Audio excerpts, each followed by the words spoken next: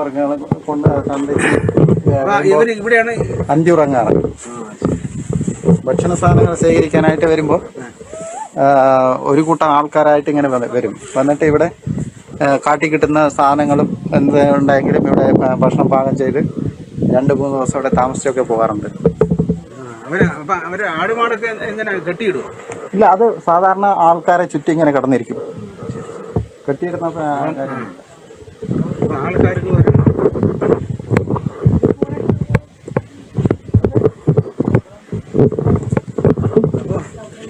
നമ്മൾ പ്രകൃതി തന്നെ ഉണ്ടാക്കിയ ഒരു വഴിയിലൂടെ ഇറങ്ങാൻ പോവുകയാണ്.